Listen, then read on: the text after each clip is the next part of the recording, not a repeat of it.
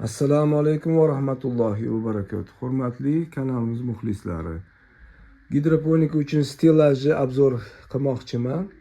Shunga e'tibor berib qaraymiz, chunki bu eng optimal variantda qurilgan. Ko'p xatolardan keyingi kelgan xulosamiz shu bo'lgan. Xo'p, birinchi masalada bunga men profil ishlatganman. Bu profillarni bir-biriga svarka qilsa ham bo'ladi. Men endi bolt gayka bilan qilganmanki, keyinchalik nimadir o'zgartirmoqchi bo'lsam, oson yechib, boshqatdan yana yig'ish maqsadida. Xo'p, birinchi masalada, demak, bu gidroponikamizni aytganimdek mana balandligi yerdan to tepasigacha, mana masjidgacha, mana yerdan to tepasigacha 180. Xo'p, va bunaqasiga demak eni 80. Mana 80. Hop. Mana bu beldamchalari uzunligi 50 cm. Hop, har bitta etajni oralig'i 30 cm. Mana mashitdan shotgacha ko'rinyaptimi yo'qmi? Hop. Shotdan shotgacha 30 cm. Endi bular hammasi uklon bilan qilingan.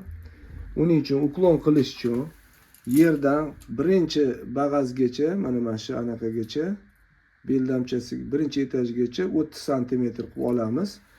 Keyingisi uje bu yoq tarafi 34 cm bo'ladi. Ya'ni 4 cm raznica qiladi. Lekin bu yog'i hammasi bir xil 30 cm, 30 cm bo'lib ketaveradi, to o'sha 5-etajgacha. Maqsad cho'tga latok qo'yganda shu latokdan suv oqib tushishi kerak, tepadan pastga.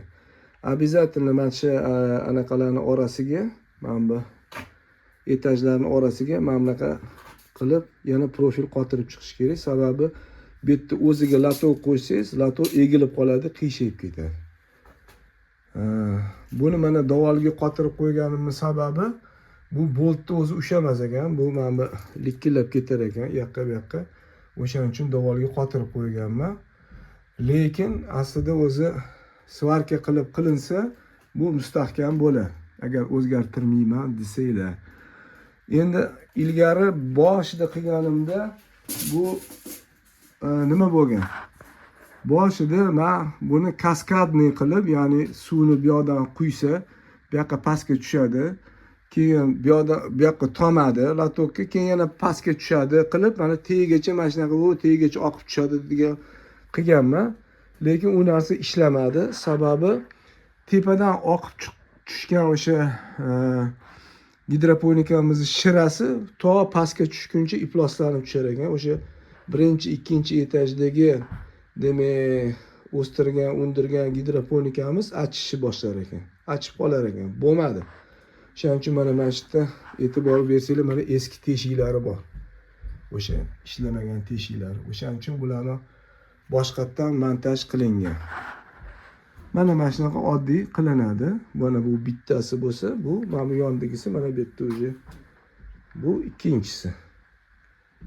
Ikkita qilganman. Umumiy hisobda demak 50 cm dan, mana 50 cm davoldan yog'iga 2 metr ketgan. Shunaqa qilib o'rnatsanglar bo'ladi. Agar misol uchun boshqacha variant bo'lsa ham qilsa bo'ladi. Misol uchun ikkalovini bir-biriga orqama-orqa qilib qaratsa, ikki yoq tarafdan sug'orib, shunaqa qilib ekib qilinadigan qilsa ham bo'ladi. Endi menga shu davol anaqasi qulayroq bo'lgan. Endi buni xo'p, mana bunaqa diodli lampalar, anaqa lentalar qo'yilgan. Oddiy diodli lenta, har bittasiga bittadan rozetka. Diodli lentalar ham juda qulay narsa, uncha-muncha kuymas ekan. Xo'p, betga mana o'sha yoqdan to mana ikkinchi etajerga oxirigacha 2 metr ketgan. Xo'p, buni orasiga demak kanalizatsiya qilish kerak bo'lgan, suv oqib tushadigan, ya'ni atrobotka suvimiz mana shu mana bu trubaga tushib, mana bu oddiy truba diametri где-то bir 8 mikan shunaqa trubani Buning ichiga mana bunaqa haligi anaqani profilini kesib tiqib qo'yganmanki, mana shu yerga suv tomib pastga tushadi. Ozgina uklon bor, tepadan pastga childirab oqib tushish uchun. Mana bu yerga oddiy temirmi, narsami, listmi bundoq qotirib qo'yganman ikkita beldamchaga. Mana shu bemalol mana bu yoqqa surilishi mumkin. Chunki bu juda plotniy turishi shart emas. Bu keyin suv pastga oqib, hamma suvni yig'ib tushib, mana bu yerda mana o'sha kanalizatsiya. Mana bu anaqaga kelib tushadi. Idishga. Bu idish keyin sal to'lgandan keyin bitta chelakga, отдельный chelakga solib, keyin hovliga olib chiqib tashlaymiz. Mana shunaqa narsa. Bemalol o'zingizlar yasasanglar bo'ladi. Agar svarkach tanishlaringiz bo'lsa, svarka qilib bersa ham bo'ladi. Glavniysi akkuratniy qilish kerak, chiroyli qilish kerak, bo'yab qo'yish kerak, chunki suv bilan kontakt bo'ladi, chirib ketmasligi kerak.